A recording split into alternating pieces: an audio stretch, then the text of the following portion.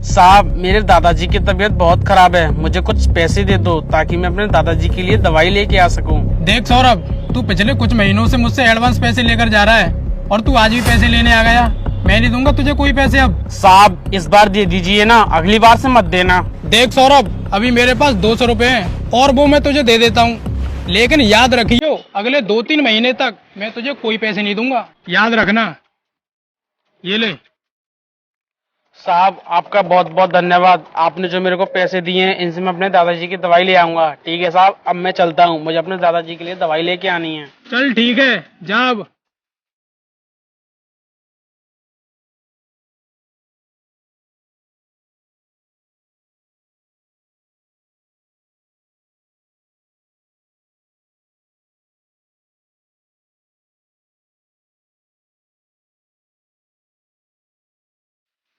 अब इस दवाई से मेरे दादाजी की तबीयत बिल्कुल ठीक हो जाएगी और वो बिल्कुल सही हो जाएंगे। मेरी सिरप। अब मैं क्या करूंगा, मेरे पास तो और पैसे भी नहीं है कि मैं अपना दूसरा सिरप ले आऊं। हे भगवान जी, आपने मेरे साथ ही ऐसा क्यों किया? हे भगवान, इसमें तो बिल्कुल भी सिरप ही नहीं बचा है, अब मैं क्या करूंगा? अरे भाई, क्या हुआ? तुम रो क्यों रहे हो? यहाँ पर बहुत धूप पड़ रही है, तुम छांव में चलो और मुझे बताओ क्या बात है। अब बताओ भाई, क्या हुआ? भैया, मैं अपने दादाजी के लिए दवाई लेके जा रहा था, तभी वहाँ पर ठोकर खाकर मैं गिर गया और मेरी सारी दवाई फैल गई। भाई, ये तो तुम्हारे साथ बहुत बुरा हुआ। अच्छा, जरा ये शीशी मुझे दिखाना। अरे भाई, इसके अंदर तो बिल्कुल भी सिरप नहीं बचा हुआ है।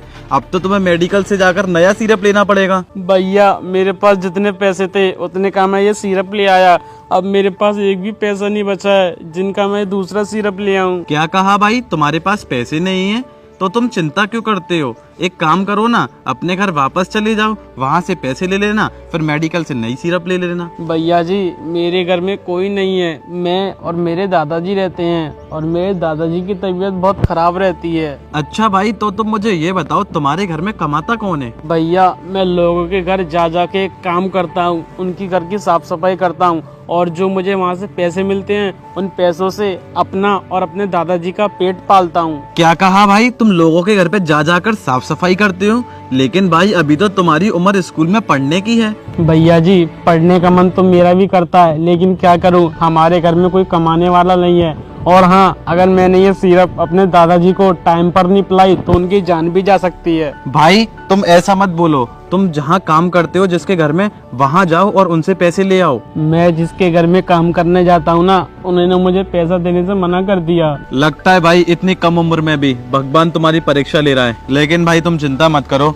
ये मुझसे कुछ पैसे ले लो और अपने दादाजी की दवाई ले लेना। और हाँ भाई, आज से तुम्हें वहाँ पर काम करने की कोई जरूरत नहीं है। तुम मेरे घर पर आओ, सुबह स्कूल जाओ, पूरे दिन काम करो, कुछ पैसे मैं तुम्हें दे दूंगा। ठीक है भाई, अगर आप कहते हो तो मैं कल से आपके घर पे आ जाया करूंगा। और हाँ भाई, आपका बहुत बहुत धन्यवाद। कोई नहीं भाई, लेकिन अभी तुम अपने दादाजी के लिए सिरप लेकर आओ।